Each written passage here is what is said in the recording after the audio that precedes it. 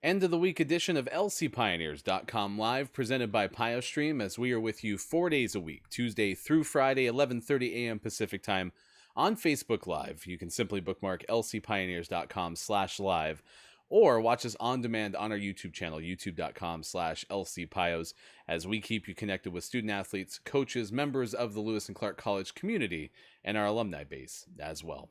Hi, everyone. I'm Ryan Goff. I'm the play-by-play voice and director of athletic communications for Lewis and Clark. We are the Pioneers out of Portland, Oregon, and a member of the Northwest Conference, competing with other institutions from throughout Northwest Oregon and the state of Washington across 19 intercollegiate athletics programs, and with over 430 institutions nationwide competing at the NCAA Division III level, an opportunity for our student athletes to compete on a national stage. And of course, Lewis and Clark still sports a robust overseas study program. Granted, in the pandemic right now, not currently active doing programs, but a chance for our students and student athletes alike to get a robust overseas education, experiential liberal arts education. It really is a unique opportunity just 6 miles from downtown Portland, Oregon. Ian Shepel is our guest today. We'll bring the senior for men's swimming on in a few minutes. Just talk about how the fall 2020 semester went, how things have gone early on in the spring 2021 semester, just 2 weeks into it in the first week of having in-person classes. And then, of course, the uncertainty that's presented with the sport of swimming right now, and wondering if the team's going to get in the pool anytime soon. Just some of the ways that's impacting Ian's senior year. But of course, too, look back at an outstanding junior year, the 2019-20 season for Ian and his team. We'll have a chance to talk about that in a few moments as well. We invite your comments, of course, in our Facebook Live comments. You can also email us at any time, sports@lclark.edu. Say you have a suggestion for a future guest, somebody you'd like to see on the show. We always like to hear from you. You can do so through sports@lclark.edu. And then, of course, too, you can get connected with us on social media. Just go to LC Pioneers on Twitter or Instagram to find us on both of those locations. We are keeping you updated on the latest developments regarding athletics and COVID-19. You can find that information on our website, lcpioneers.com. Just go to lcpioneers.com and click on the COVID update link on the front page, or, of course, a direct link, lcpioneers.com/COVID. You can go there to find all the latest information, whether it's coming from the NCAA, the Northwest Conference, or pertaining specifically to athletics, with updates from the county and or state. And then, of course, on our website, inside the fan zone, you can see all of our past interviews with Lewis and Clark student athletes, coaches, alumni, and members from the community, like Bridget Flaherty right there, from international students and scholars. We had that interview earlier in the week. And then our YouTube playlist continues to be updated. We talked to head men's and women's tennis coach Jimmy Chow. That is our latest interview at youtube.com/lcpios. Certainly invite you to check that out as well. All right, let's bring in our guest, a senior for Lewis and Clark men's swimming. Have a chance on lcpioneers.com live to talk to Ian Shepel on this Friday edition of the program. Ian, thanks so much for taking the time to join us. As I mentioned, we're just a few weeks into the spring 2021 semester. And right now, pandemic continues. I always like to just ask this question, especially as classes have started up, like I mentioned. Just how are you doing? How was your winter break? How have things been in your world leading into the end of January? Hi, Ryan. Good to be on. Winter break was a nice rest from everything, I think, for everybody. Once Thanksgiving break hit, a bunch of my housemates stayed around, so we were able to spend some time together. But then going into the winter break was nice for everyone to go home. I ended up actually staying in the Portland area. My parents moved out to Cannon Beach, so I stayed on the coast with them for a while. And then at one point, my dad and I took a road trip up to Montana to visit Whitefish Ski Resort. And so we were snowboarding there for a few days and then came back to the coast before my housemates came back. It was nice just to get a break away from classes, to refresh, restart, and look forward to the spring semester. And I am curious, as you go into the spring semester, you sound like you're doing the hybrid classes option. Kind of give us an idea of what why you decided to go hybrid classes and what that's going to look like for the spring 2021 semester. The reason I chose hybrid is because I think that in-person classes is an extremely important part of the Lewis and Clark experience. Being able to interact with professors in in the small class sizes that we have here. The hybrid course that I'm taking right now is animal behavior. So half the class meets in person on Tuesday, the other on Thursday, and then there's a lab section that's required in person. For me, it's Wednesday. For the other half the class, it's on Thursday. And just that little interaction with the professors in person just makes it more special. And especially with just one semester left on campus, I wanted to take advantage of it as much as possible. So that's why. Yeah, senior year, as you mentioned, this last couple of wow, it's not couple of weeks, but certainly the last couple of months at Lewis and Clark, leading into graduation, and you joined the Lewis and Clark College community from Maryland. I'm curious, over the course of the pandemic, have you had an opportunity to get home at all? Yes, so when the pandemic hit in March, I ended up flying back home to Maryland for the summer and those months when we transitioned to online. It was odd looking back. There were only 7 people on my flight, and now, kind of looking as things are trying to get back to normal, it's weird to look back. I was on a flight with 7 people, but we weren't wearing masks yet. So it was definitely before things really got worse. And I was lucky to go home when I did so that I didn't bring anything back and affect my parents or my community back home. Did you end up trying to fly back, or did you take alternative transportation to get back for the last semesters? Yeah, so I ended up dedicating the month of August to a road trip to get back out here to avoid flights because it was definitely at the peak, or well, not anymore, but at that time we thought it was the peak. So I ended up just packing up my car with the things I needed for the road trip and a few things that I brought home when I initially left. And I spent a month traveling cross country, pretty much straight through the Midwest, and then ducked down into Moab for a week, and then spent a week in Tahoe, and then came back to Portland for my 2 weeks of quarantine before classes started. We're talking to Ian Shepel on lcpioneers.com live, senior for men's swimming at Lewis and Clark. And so this discussion of Maryland brings me to this question, which I like to ask all of our student athlete guests on the show. What was it about the opportunity to compete at Lewis and Clark that drew you out from the East Coast? Well, the West Coast has always been a special place for me. Ever since I was young, my dad and I would take yearly ski trips out west. So Lake Tahoe, even Nevada, Utah, Colorado, Montana, you name it, California. So there was always sort of a special allure to the West Coast for me. And it was actually when my coach, Chris Fons, reached out to me and let me know about the program here that I became very interested in Lewis and Clark. And I came to visit. It was during spring break, so there weren't any students on campus, but got to meet with Coach Fons and at the time Chris Sarit, and it was special. There was something very special about the campus and the program they were describing to me, and it definitely has paid off.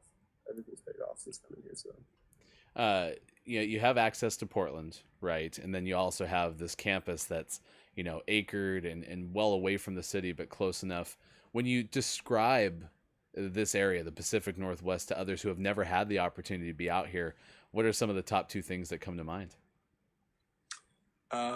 Special. If you find the right people, the places you can go see, and the experiences you can have, definitely make lifelong memories. And then also,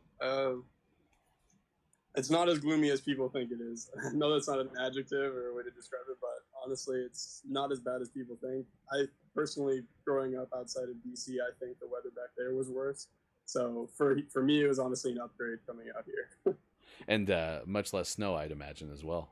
Yeah, much less now. So you're a swimmer senior year, and as I mentioned at the top, we're keeping everyone updated right now. The swim season slated to kick off tentatively at the end of February. So dealing with the uncertainty, what was that like over the course of the fall semester, and how are you handling that kind of in real time as we get to this interview? I would say, just to start off, that we were very fortunate going into fall semester that we even got to go into the season with like a full schedule. We jumped right in with 8 practices a week, just like we have any other semester, except for the masks required on deck when we weren't swimming. But again, we were extremely fortunate to even be able to start training at that time. But again, once Thanksgiving break hit, we had to take a break and we had to stop. And now it's just sort of taking it day by day. Our coach has been very good about letting us know when information comes in, and we're very grateful for that. But right now it's just taking it day by day and being grateful if we get anything. Right now it seems like we might be able to swim with 6 people in the pool at a time. So we've shared our schedules with him. We'll hopefully move forward from this and see if we can start getting back in the pool as soon as possible. When it comes to the sport itself, when did you kind of know that this was something you enjoyed, and then even further, when did you kind of have an inkling that maybe you were pretty good at it? The inkling that I was very good at it didn't hit until sophomore year here. I started swimming fairly late compared to many of my other teammates. I started competitively swimming my sophomore year of high school, when I sort of was like, all right, this is what I'm going to stick with. And what really made it special for me wasn't the sport itself, it was the people that I've met along the way. I have teammates from my summer team that I've been on for a long time that I'm still very close with. People from my high school team, people from my club team, and obviously now here at Lewis and Clark. I've met a lot of special people and a lot of interesting friends who I've kept in touch with and made a lot of good memories with. So it's more so about the people than the sport for me, but it makes up for it everywhere. Well, and it's interesting you say that too, because most every time that I talk to a swimmer at Lewis and Clark, whether it's something about the coaching staff or something about just the dynamic on the team, it seems like one of those day one type relationships where the team bonds so quickly. What's it like? Elaborate, if you will, on what it's like to be a part of the PIO swimming team. Um, I think it's because we know we're a part of a program that has a lot of potential. I think every year the coaching staff has done a great job of recruiting and bringing in swimmers who are either top talent right away or talents like me who can kind of develop and become better swimmers over the years so that in 2 3 years we're really kicking it and competing for better positions in our conference. So I think that's what it really is. Swimmers, if when you buy into the vision, it's really easy to stay motivated, stay driven, and do your best you can for the team and for the school ultimately. So now the coaching staff, Coach Fonts has been the leader of this program for quite some time, a decade and a half. So give us an inside look at not only Coach Fonts, but any of the other coaches too that have had an impact on you over the course of 4 years at Lewis and Clark. I mean, it all started when I first visited my junior year of high school, and I came in very not fast. I'm very blunt about that, and they were excited to have me on the team, and I think that was sort of something that stuck with me when I came to visit. Is that I was a swimmer who had potential. They saw something that I didn't, and when they offered me, like you could be on this team, you could be here on this campus, be a part of like a team that's growing and getting better every year, that's something that excited me. And I was like, if I can get better and be a part of a team that's going to be better, then I'd rather do that and develop myself as a swimmer, as an athlete, and then also be able to go to Lewis and Clark and get a liberal arts education. It sort of seemed like the perfect package. So the way they sold the program, the way they sold the school, and they made me believe in myself like I hadn't before, because I really was sort of debating swimming in college, honestly, at that point. It it was just nice to have coaches that were like, we can make you into a better swimmer if you buy into this, and it's paid off tremendously. I don't know a ton about swimming. Obviously, I get a chance to watch y'all do your thing in the pool during competitions and practice, but I recognize the fact that clearly there's multiple events swam at any given meet, right? I imagine some are more fun than others. For you, what is are your favorite events when it gets into the pool?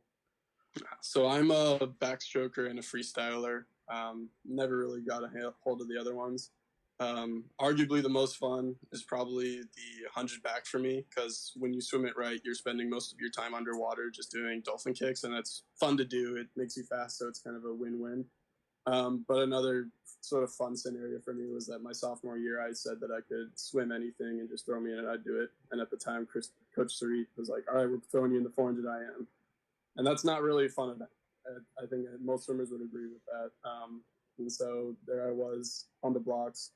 So on the 4 IM, got out. She was like, that was great. We're putting you in it more next time. And so ever since then, it's kind of been a running joke that if we ever need a 400 IM, or I'll step up to the plate and do what I got to do. Ian Shepel, our guest on lcpioneers.com live, presented by PioStream. We're on Tuesday through Friday at 11:30 a.m. Pacific time on Facebook Live.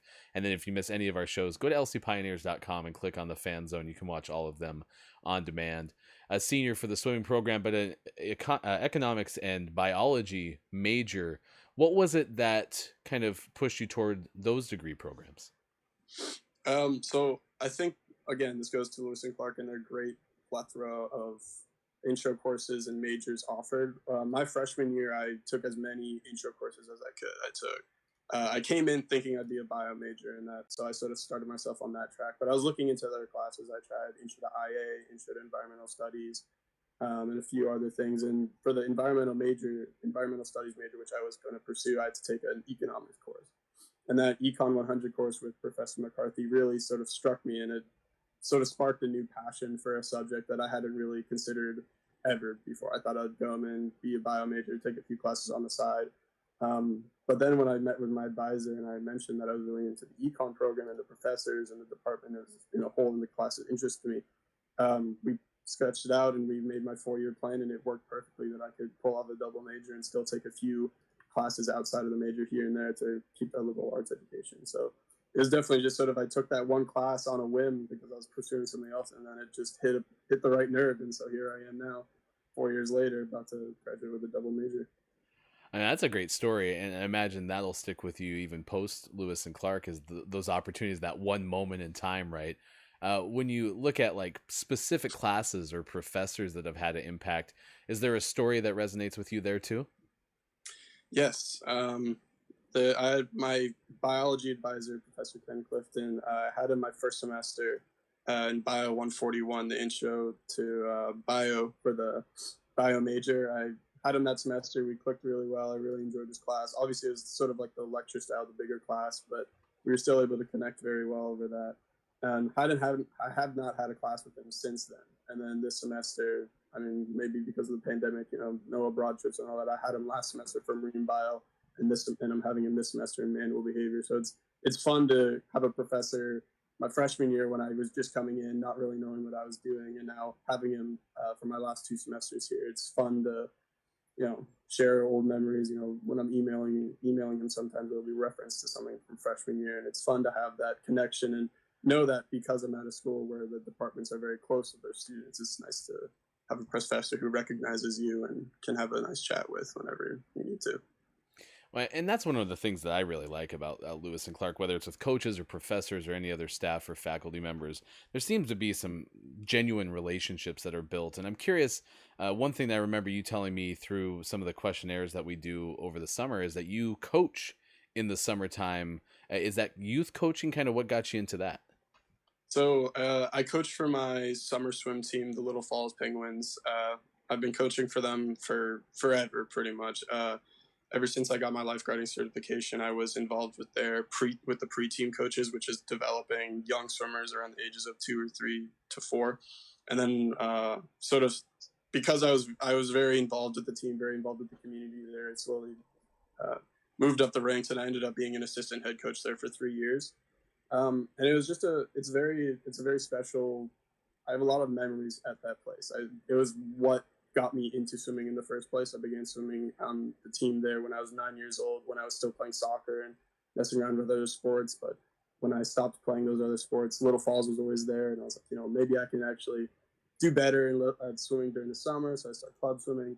And so I wanted to share that experience that I've had with other swimmers and try and develop younger swimmers at the club who were like me, who weren't sure they wanted to swim, who weren't sure what they really wanted to do, but make them excited to go to practice, make them excited about a sport, and get them passionate about something that I'm very passionate about, and give back to a community that's given me a lot over the past decade.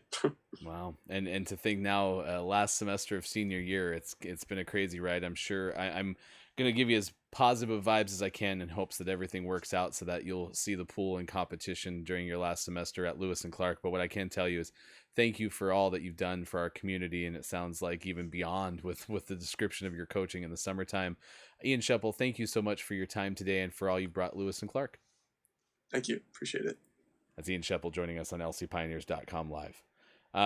Yeah, it's one of those stories that you go onto the pool deck during a practice or during a competition, and swimming's a lot of fun in the sense that we do our PioStream telecast. We try to make as many of the on-campus events that occur look like TV in the way that we can. And clearly, the students that we have who help with PioStream, running along the pool deck with a handheld camera and directing things from either up in the crow's nest where the results are being done or trying to do it remotely in a different part of the building. All of that said, like, you get a really almost intimate glimpse into the swimming world when you're on the pool deck during a meet, because there's so much energy. There's so much kind of an aside because you have a race that's happening right off the bat, first or second event of the evening. You might have someone who's racing an event that's number 9 or number 10 deep in the schedule, right? And so you can see the interactions that everyone has with one another over the course of watching one of those firsthand. And then Lewis and Clark was fortunate in the respect that we hosted the 2020 Northwest Conference Championships for swimming. Is basically the last full championship event that happened before the pandemic hit last mid-March, and spring got, all of the competition halted at some point. And I bring that up only because, you could see Ian interacting with teammates and with the coaches, and you can tell that Ian definitely has a good relationship with many, but also is looking to pay that forward in the passion behind which, he discusses coaching in the summertime. That was a really fun interview. It was really good to get an inside look at what, Ian is doing, and then obviously hoping that we get to see him and his teammates in the pool at some point coming up this year. All right. Pim Trauerbach is our only scheduled guest so far for next week. We'll continue to work on that over the course of the weekend. So we should have at lcpioneers.com/live our full schedule updated at some point over the weekend, but usually by Monday at worst that we have those clips posted, or those thumbnails. But if you missed any of the past shows, you can find them at youtube.com/lcpios. Pim is an alumnus of the men's tennis program, graduated a couple years back, and we'll talk about what Pim has been doing since leaving the program, and also see what he remembers most during his time at Lewis and Clark. So for you watching, and Ian Shepel joining us on today's show, the last show of this week, I'm Ryan Goff. Thank you so much for having fun with us, as we hopefully do every single week, Tuesday through Friday at 11:30 a.m. Pacific time on Facebook Live. You can bookmark lcpioneers.com/live and then find all of our past shows, not only on YouTube, but also inside the fan zone at lcpioneers.com. Until we see you again on Tuesday, have a great weekend. Hope to see you soon. And we're very grateful that you've joined us for every show since the end of March last year. Goodbye, everybody. Thanks so much. I'm Ann Bentley. I'm an associate professor of chemistry, and in this research group, I supervise the 2 students working in the Rogers program this summer in our lab.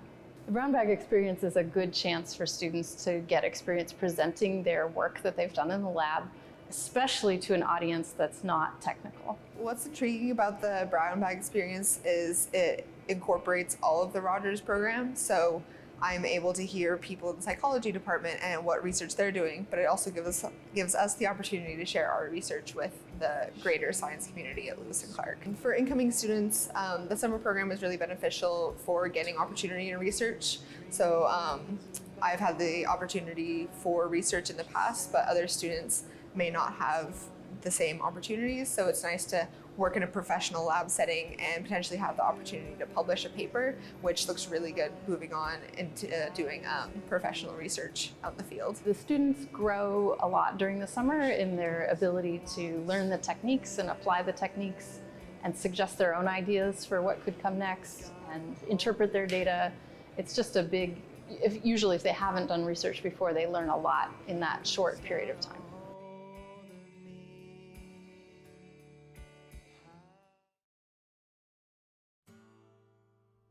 I think everyone should take Intro to Chemistry because the chemistry department here is phenomenal. Everyone I've known has had a good experience with everyone in that department, so I think it's a worthwhile course to take. What is one class that everyone should take at Lewis and Clark? I really enjoyed Education in a Complex World. You kind of get to discuss all the issues that exist within education today, and you get to kind of explore that by going to classrooms firsthand and volunteering with children, which I thought was a really wonderful experience. One class that everybody should take at Lewis and Clark is anything with Kundai though. I think he definitely changed how I thought about rhetoric and media studies and just education in general. For me, it was International Affairs, just Intro to International Affairs, because I think it really gives a good perspective on important issues around the world.